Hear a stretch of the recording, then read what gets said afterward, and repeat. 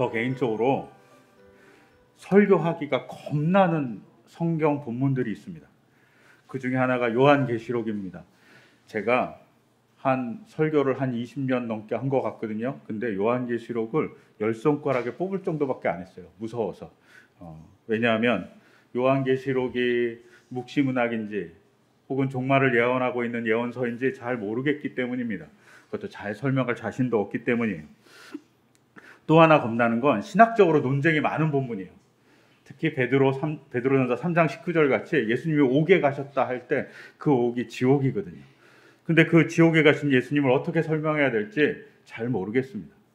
또한 신약에는 지옥을 설명하는 단어가 세 가지가 있는데 그걸 어떻게 이해해야 될지 저도 아직까지 잘 모르겠어요. 그래서 이런 본문들을 설교하는 건 겁이 납니다. 그리고 또 하나 겁나는 것, 이거는 상황 때문에 겁이 나는 겁니다. 바로 오늘 본문입니다. 오늘 누가복음 본문에 풍랑을 잔잔케 한 예수님의 이야기가 나옵니다. 제가 이 본문이 겁나는 것은 8년 전에 있었던 세월호 사건 때문입니다. 이 본문을 설교하려고 그러면 갑자기 꽉 막혀버립니다. 하나님께 이렇게 질문하게 돼요. 하나님, 제자들은 살려주셨는데 세월호 아이들은 왜 안 살려주셨습니까? 그 아름다운 아이들이 무슨 삶의 질고가 있어서 수장되어야만 합니까? 왜 구조 작업은 제대로 이루어지지 않았습니까? 재난사고의 책임자들은 왜 자기의 정당한 책임에 대해서, 아니 잘못한 책임에 대해서 솔직히 고백하지 않습니까? 왜 책임자들은 양심이 없어서 빠져나갈 곳만 이렇게 빠져나가고 있습니까? 막 이런 질문이 막 엄청 저한테 솟아나기 때문에 이 본문이 되게 어렵습니다. 이 본문을 설교하려고 그러면 막 해결되지 않은 저의 울분과 해결되지 않은 아픔이 막, 제가 유가족도 아니고 관계도 별로 없는 사람이잖아요. 그럼에도 불구하고 막 찾아옵니다. 더불어 특히 2년 전부터 있었던 코로나의 사태를 보면서 하나님, 이 코로나는 뭡니까? 이 폭풍과 같은 코로나에 우리는 어떻게 살아야 됩니까? 막 질문이 막 쏟아져요. 답 없어요. 그러니까 되게 어렵습니다. 그리고 성도님들이 가끔 전화해서, 혹은 아는 교인들이 전화해서 목사님, 제가 이렇게 아픕니다. 요번에 수술을 받습니다. 뭐 이런 얘기를 듣게 되면 그게 막 공명이 돼갖고 되게 어려워져요. 특히 이런 본문을 읽을 때는 정말 어렵습니다. 근데 이번 주 묵상하는 토요일 본문이 이 본문인 거예요. 일주일 전에 이제 이렇게 보면서 어렵다, 이거 어떻게 하나 이렇게 생각했습니다. 그리고 이 본문을 일주일 내내 좀 보다가 저한테 마음에 다가오는 두 가지의 말씀이 있었습니다. 하나는 예수님이 배에서 주무셨다는 겁니다. 또 하나는 예수님이 제자들에게 풍랑을 다 잠재우시고 너희의 믿음이 어디 있느냐라고 얘기하신 겁니다. 이 두 개의 본문이 저에게 막 다가오는 겁니다. 그러면서 예수님이 배에서 주무셨다는 것이 저에게 어떤 면에서는 위로로, 어떤 면에서는 나의 삶의 방향에서 어떻게 행동해야 되는지에 대한 관점으로 다가왔습니다. 그리고 어떤 면에서는 세월호 참사에서도 이 말씀이 적용될 수 있는 거 아닌가 생각하게 되었습니다. 예수님이 배에서 자고 계셨어요. 근데 제자들이 한 일이 뭡니까? 풍랑이 오니까 예수님을 깨운 겁니다. 자기의 구원해 줄 대상으로 그분을 지목하고 그분의 도움을 요청한 거죠.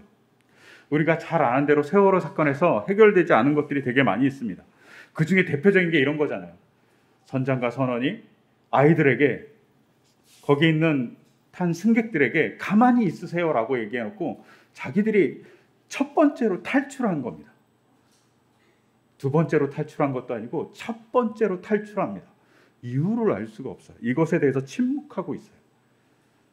왜 그랬는지를 알 수 없어요. 아이들이 가만히 있으라는 그 얘기 때문에 많이 죽었습니다. 또한 세월호의 사건에서 구조하는 배가 갔어요. 근데 구조를 제대로 하지 못했다고 합니다.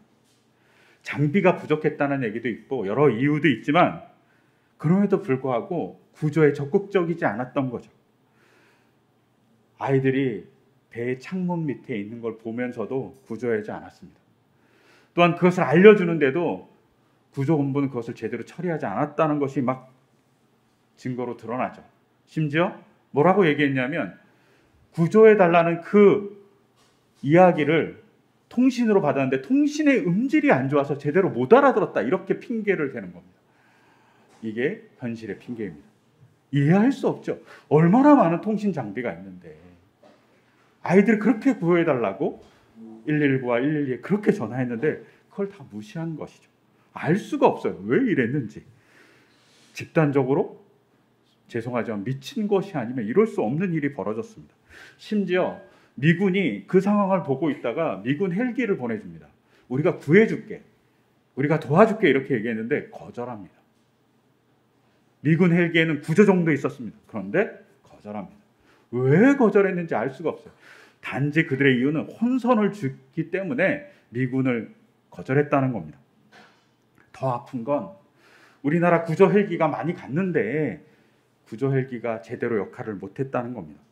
심지어 구조 헬기를 구조하는데 참여하지 못하게 했음에도 불구하고 자기의 그 아이들 때문에 구조 현장에 가서 막 구조했던 헬기들이 있었는데 기름을 안 줘갖고 제대로 구조하지 못했다는 거예요. 기름을 가까운 데서 주면 되는데, 연료를 주면 되는데 안 줘갖고 먼 곳에 갔다 오니까 구조의 시간이 오래 걸렸다는 겁니다. 많은 이유 때문에 아이들이 엄청나게 수장됐습니다. 이 사건이 언제나 예수님의 이 풍랑을 잠작케 한 사건과 저는 오버랩됩니다. 막 이 본문을 읽으면서 원망도 생기고 분노도 생기고 막 어떨 땐 짜증도 막 내게 됩니다. 근데 제가 설교를 준비하다가 그렇지, 여기 왔던 많은 구조 인력에 제대로만 얘기했으면 많은 아이를 살릴 수 있었을 거라는 겁니다. 여기에 예수님의 주무심과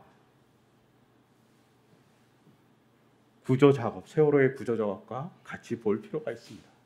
누구에게 구조해달라고 얘기해야 될지, 아니 구조할 수 있는 대상이 확실히 있고 구조의 능력을 가진 대상이 확실히 있을 때 그를 깨워야 된다는 거죠. 그에게 요청해야 된다는 겁니다. 만약 생각해 보세요. 막 풍랑이 일었어요. 제자들이 배를 몰고 갈릴리 바다로 갔는데 풍랑이 막 일어요. 제가 유튜브로 우리 교인들에게는 영상을 보내드렸는데 혹시 보셨는지 모르겠어요. 엄청나게 막 풍랑이 일잖아요. 풍랑이 일 때 제자들이 자기들이 어부니까 일부는 내가 잘할 수 있어, 예수님은 주무시니까 무시하고 우리가 해봐 라고 끝까지 갔다면 어땠을까요? 아마 엄청난 위험과 심지어는 제자 몇 사람은 죽었을지도 모르고 어쩌면 다쳤을지도 모릅니다. 근데 그들이 한 일은 뭡니까? 그 상황에서 그들이 어부예요. 갈릴리 바다에서 사는 사람들이에요. 얼마나 바다를 잘 알겠어요. 근데 그 바다를 잘 알고 있는 사람들이 누구를 깨우냐면 목수에 지나지 않는 예수님을 깨웁니다. 도와달라고. 우리가 죽게 되었으니 살려달라고 얘기합니다. 여기서 또 중요한 것이 있습니다. 이 살려달라는 이야기가 예수님의 호칭에서 더 중요한 역할을 나타냅니다. 예수님에게 뭐라고 얘기합니까? 본문에 보시면 살려달라고 얘기할 때 예수님께 선생님, 우리가 죽게 되었습니다, 이렇게 얘기합니다. 근데 누가복음 자체에는 선생님이라는 단어가 많이 나와요. 뭐 랍비라는 얘기도 나오고 헬라어에 디다스 칼로스라고 선생님, 정말 가르치는 선생님 있잖아요. 이렇게 그런 선생님을 얘기할 때 디다스 칼로스라는 헬라어도 있어요. 혹은 크리오스라고 주님이라고 부를 때 또 그것도 선생님이라고 번역해서 쓰는 단어도 있어요. 근데 그러니까 누가복음에 선생님이라는 단어로 번역한 게 되게 많다는 거예요. 근데 여기서 유독 누가복음에서 4번의 사건만 특이한 단어가 쓰입니다. 이거는 누가복음에만 쓰인 단어고 딴 데는 안 쓰여요. 무슨 단어가 써 있냐면 예수님을 향해서 에피스타테스라고 부릅니다. 에피스타테스. 이 단어가 뭐냐면 선생님이란 단어이기도 하지만 1차적인 뜻은 사령관이란 뜻이에요. 혹은 주인님이란 뜻이에요. 그리고 만약에 배가 있잖아요. 배에 탄 사람이라면 그 사람을 향해서 뭐라고 부르냐면 에피스타테스라고 부르면 선장님이라고 부르는 거예요. 대단히 복합적인 용어죠. 이 에피스타테스라는 이 단어가 신약성경 누가복음에 딱 4번의 사건에만 나와요. 4번의 사건에 나오는데 언제 나오냐면 첫 번째는 베드로가 밤새도록 물고기를 잡으려고 했어요. 근데 물고기를 못 잡았어요. 그때 예수님이 깊은 곳에 가서 던지라고 얘기하잖아요. 그때 선생님의 말에 의지해서 내가 그물을 던집니다 얘기할 때 그때 선생님이 에피스타테스예요. 두 번째는 오늘 사건이에요. 8장에 나오는 풍랑을 잔잔할 때 사용돼요. 세 번째는 언제 사용되냐면 변화산에서 예수님이 변화됐잖아요. 예수님이 변화됐을 때 제자들이 예수님 우리가 예수님과 모세와 엘리야로 해서 초막세계를 짓겠습니다 할 때 예수님을 향해서 에피스타테스라고 얘기해요. 선생님 이렇게 얘기하는 거죠. 그리고 마지막 네 번째는 어디 쓰이냐면 누가복음 17장에 10명의 문둥병자, 나병 환자가 예수님께 자기를 고쳐달라고 할 때 예수님에게 선생님이라고 얘기합니다. 그때 에피스타테스라고 얘기해요. 딱 이 4번밖에 사용되지 않아요. 이 4군데에서. 근데 이 4번은 어떤 겁니까? 구원을 요청할 때, 아니면 신과 같은 능력을 발휘할 때, 아니면 무엇인가 요구해서 그 요구를 관철시키고 싶을 때 이 용어를 사용합니다. 제자들은 예수님을 향해서 에피스타테스 선생님이라고 한 건 정말 이 상황에서 구해 주십시오 라고 얘기하는 겁니다. 우리의 배가 난파하게 되었습니다. 우리의 삶의 선장 같은 예수님, 삶의 선장 같은 예수 우리를 구해 주십시오 라고 얘기합니다. 그때 예수님 어떻게 합니까? 일어나셔서 본문의 대로 바람을 향해서 물을 향해서 꾸짖습니다. 그리고 잔잔해졌다고 그럽니다. 제자들은 예수님을 주님이라고 불렀습니다. 제자들은 예수님을 선생님이라고 불렀습니다. 제자들은 예수님을 자기 인생의 선장님이라고 불렀습니다. 근데 참 이상하죠. 예수님이 이렇게 잔잔하게 만들어 놓고 제자들에게 이렇게 얘기합니다. 너의 믿음이 어디 있느냐 이렇게 물어봅니다. 아니 예수님을 믿어서 깨운 거잖아요. 예수님을 주님이라고 부르고 선생님이라고 부르고 주인님이라고 부르고 나의 사령관님입니다 라고 부르는데 그들을 향해서 너의 믿음이 어디냐 이렇게 반문하시는 거예요. 믿지 않았으면 안 깨웠을 거 아니에요. 그런데 믿어서 깨운 그들에게 예수님이 화를 내시는 겁니다. 너의 믿음이 어딨어? 라고 얘기하는 겁니다. 이것을 마태복음, 마가복음과 같이 보면 어떤 뉘앙스냐면 마태복음과 마가복음은 이들이 믿음이 없다, 믿음이 적다라고 얘기합니다. 믿음이 적어서 너희들이 이 상황을 제대로 인식하지 못했구나 라고 꾸짖는 것 같이 들려요. 하지만 누가복음은 조금 다른 뉘앙스를 가져요. 믿음이 어디 있냐고 물어봐요. 믿음이 없다고 얘기하지 않고 믿음이 어디 있냐 이렇게 물어보는 거예요. 여기서 중요한 것 어디 있냐입니다. 마태복음과 마가복음은 믿음이 적은 것, 없는 것에 대한 얘기를 하지만 누가복음은 다른 시각 하나를 제시하는 거죠. 너의 믿음은 어디에 두고 있느냐. 여기서 중요한 건 어디입니다. 그리고 어디를 알 수 있는 건 예수님을 향한 호칭과 그리고 예수님에 대한 고백에 있어요. 예수님에 대한 호칭이 선생님이었어요. 선장님이라고 바꿀 수 있어요. 이 말은 뭡니까? 폭풍이 일어나고 있어요. 근데 그 폭풍을 제압하는 것이 아니라 폭풍을 뚫고 나갈 수 있는 선장님 같은 분으로 예수님을 인식하고 있는 거예요. 아, 예수님, 이 폭풍이 너무 심해요. 당신이 이 폭풍을 뚫고 나가서 우리를 구해주세요 라고 얘기하는 거예요. 폭풍을 잠재울 생각은 못하는 거예요. 즉 제자들의 믿음은 어디 있냐면 예수님을 뛰어난 예언자, 뛰어난 능력을 가진 사람으로만 보고 있는 거죠. 근데 예수님이 그런 자에게 폭풍을 뚫고 배를 안전한 곳으로 보내는 것이 아니라 물과 바람을 잔잔케 합니다. 고대 사회에서 물은 어떤 걸까요? 우리도 가끔 밤에 물 보면 무섭잖아요. 근데 고대 사람들은 많은 물이 모여 있는 곳은 악령이 사는 곳이라고 생각했어요. 진짜 아니고 그들은 그렇게 생각했어요. 물이 나쁜 거였어요. 많은 물이 모여 있고 검은 물들은 나쁜 거였어요. 특히 어떤 게 나쁜 거냐? 풍랑이 이는 물은 나쁜 거라고 생각했어요. 그 풍랑을 누가 일으킵니까? 바닷속 물속에 있는 악령이 일으킨다고 생각했어요. 그 악령을 제압하는 건 신의 능력만이 제압할 수 있다고 생각했어요.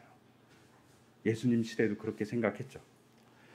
우리가 에누마 엘리시라고 고대의 메소포타미아에서 발견된 문서가 있어요. 그 문서에 보면 고대의 창조 이야기가 나와요. 고대의 창조 이야기가 어떠냐면 혼돈이 있어요. 그리고 이 혼돈은 물이에요. 물이 세상을 막 혼돈시켜놨어요. 근데 어떤 한 신이 나타나서 그 혼돈을 바람으로 제압합니다. 갈라버려요. 어떻게 되겠어요? 바람으로 제압해서 혼돈의 신을 갈라버렸어요. 그랬더니 아랫물, 위에물로 갈리죠. 그리고 하늘이 생기고 땅이 생기고 이랬다라고 고대 근동의 창조 신화가 얘기하고 있어요. 이렇게 고대 근동의 창조 신화가 얘기하고 있는 것은 이스라엘 사람도 비슷하게 생각했어요.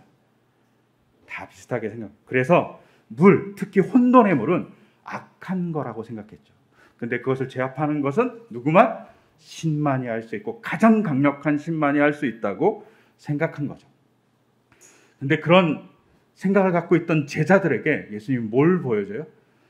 풍랑을 뚫고 배를 안전하게 이끄는 선장으로서의 예수님이 아니라 아예 풍랑과 바람, 물을 제압하는 신의 모습을 보여주는 거죠. 여기에 너의 믿음이 어디 있냐가 중요한 질문으로 옵니다. 어떻게 해요? 제자들의 믿음은 예수님을 그냥 구원해 줄 수 있는 선장같이 바라본 거죠. 구원해 줄 수 있는 리더같이 바라본 거예요.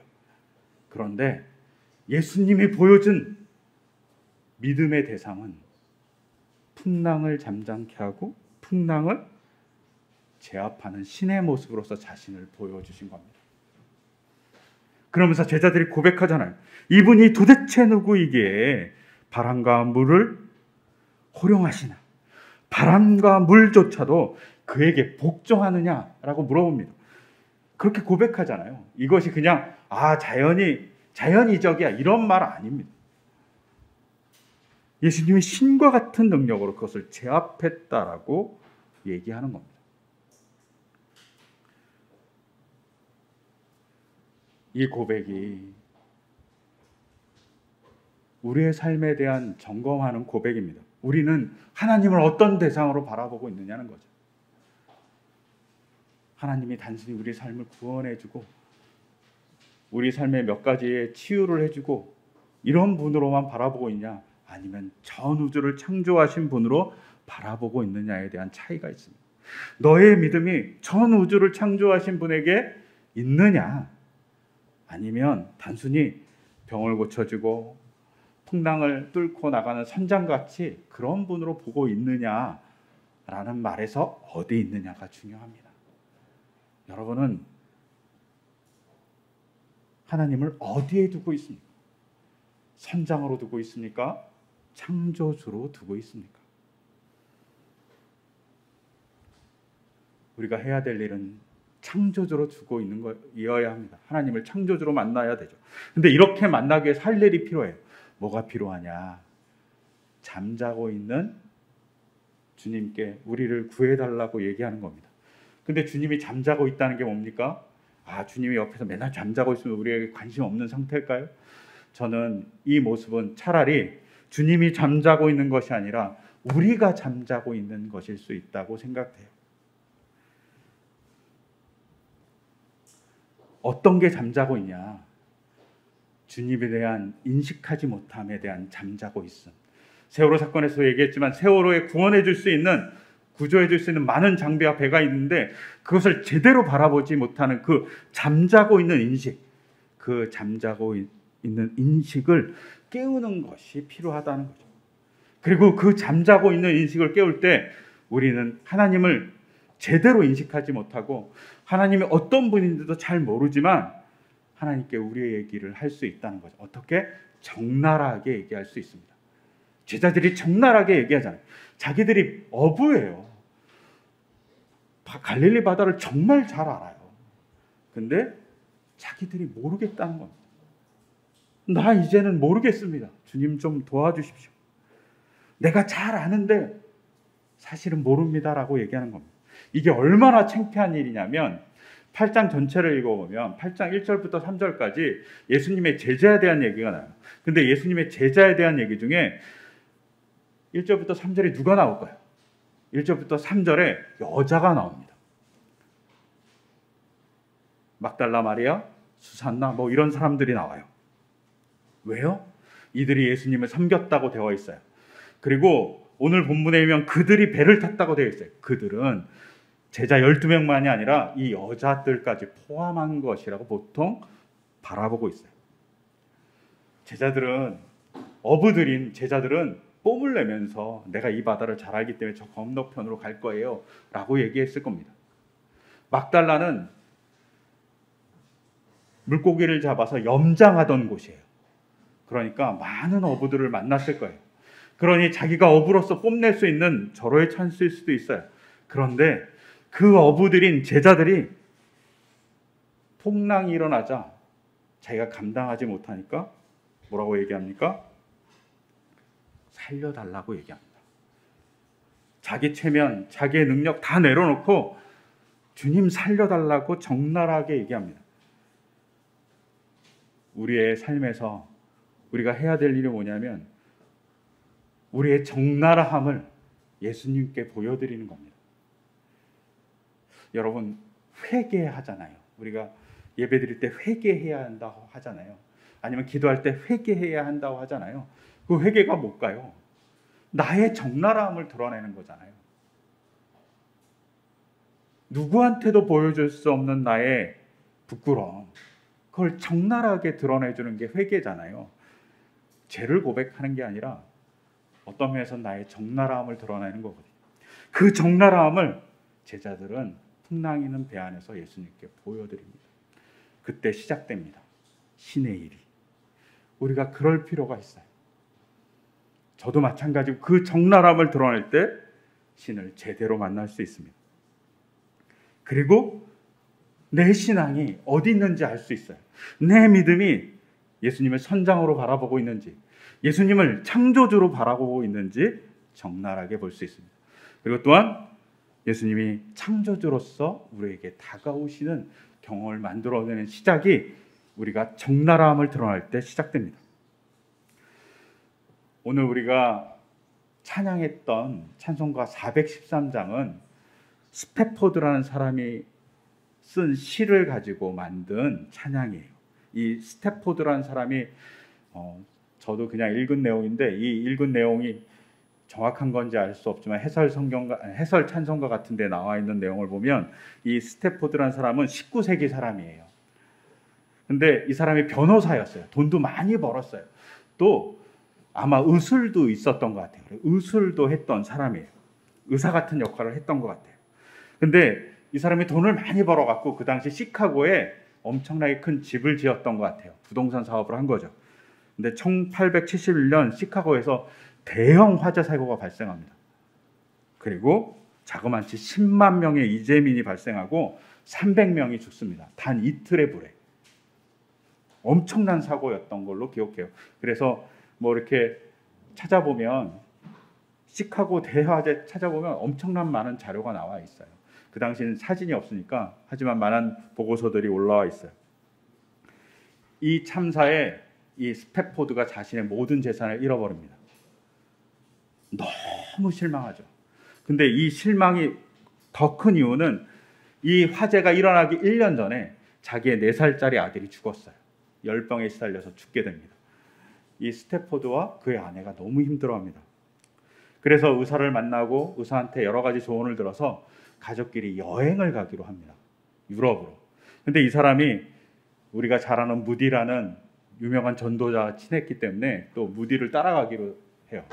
그래서 무디가 유럽에 가서 이렇게 선교를 할 때 자기도 같이 가기로 했습니다.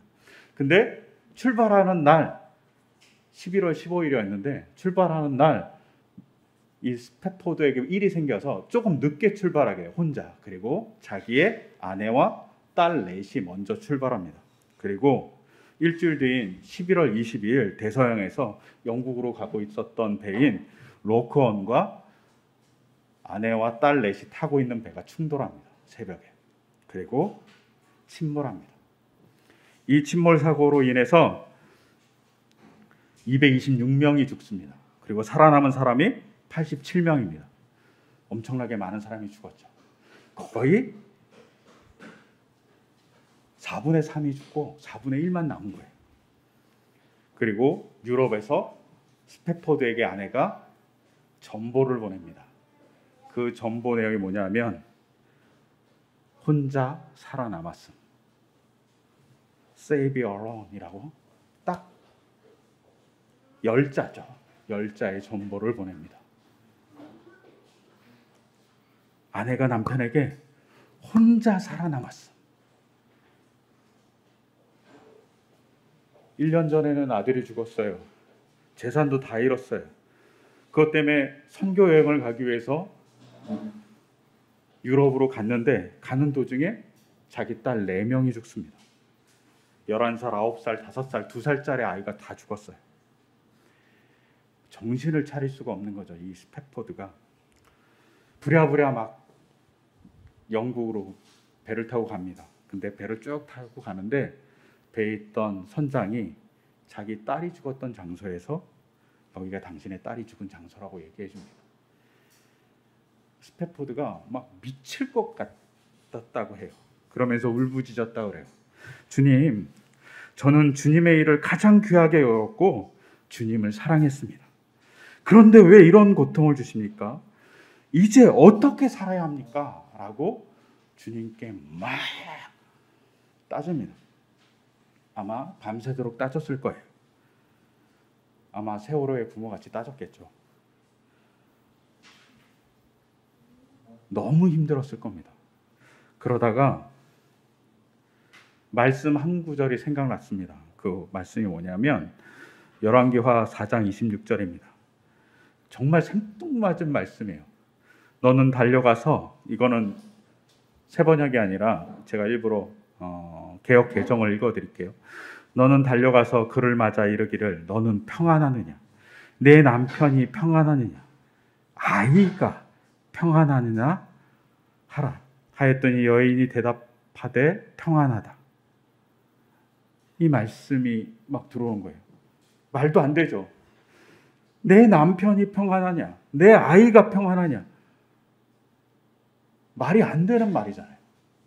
이 말이 막 자기 내부에서 막 들리는 겁니다. 그리고 내부에서 들린 그 말에 갑자기 시를 쓰기 시작합니다. 그 시가 오늘 우리가 찬양했던 413장의 가사입니다. 내 인생에 강 같은 평화가 흘러 넘칠 때도, 거친 파도 같은 슬픔이 나에게 몰아칠 때도, 내 운명이 어찌하든 주님은 날 이렇게 말하도록 가르치셨습니다. 내가 평안해요. 내가 평안해요. 내 영혼이 평안합니다. 이런 시를 쓰게 됩니다. 그리고 이 시가 바로 찬양이 됩니다. 제가 이 내용을 읽고 이럴 수 있을까? 이럴 수 없을 것 같아요. 저 같으면. 딸을 잃었는데 어떻게 평안할 수 있겠습니까? 자기 마음이 지옥 같을 거예요. 자기 마음이 막 혼돈에 빠져갖고 정신을 차릴 수 없을 거예요. 그런데 스태포드라는 이 사람이 평안이라는 마음이 다가오는 것을 느낍니다. 아니, 저는 이렇게 생각합니다. 평안이 내 마음에 창조되었다고. 도저히 있을 수 없는 평안이에요. 그런데 평안이 다가옵니다. 이 사람이 무디를 위해서 열심히 일했고 선교를 위해서 열심히 헌금했던 사람이에요. 원망이 있을 수 있잖아요. 그런데 원망과 더불어서 이 사람에게 찾아온 것은 딸을 잃었던 상황에서도 평안입니다. 나는 행복해 이런 것이 아니라 찢어질 마음 같은 아픔에도 주님의 평화가 그에게 있음, 주님의 평화가 그를 만나주심을 경험한 거죠. 주님의 평화가 그 마음속에 창조되는 사건을 경험한 겁니다. 마음이 아프지 않다고 얘기할 수 없어요. 그 마음이 혼돈하지 않다고 얘기할 수 없어요. 그럼에도 불구하고 그 마음속에 평안이 창조되었던 경험을 합니다. 놀랍죠? 저는 이게 기적이라고 생각해요. 어떻게 이렇게 기적이 일어날 수 있습니까? 제가 세월호 사건이 일어났을 때 세월호 가족들하고 몇 번 만난 적이 있어요. 근데 그때 한 어머니가 근육이 아픈 어머니인 거예요. 잠을 잘 수가 없어요. 근데 그 근육이 아파서 잠을 잘 수 없는 것보다 자기 딸을 못 만나는 아픔이 더 아팠다고 얘기했어요.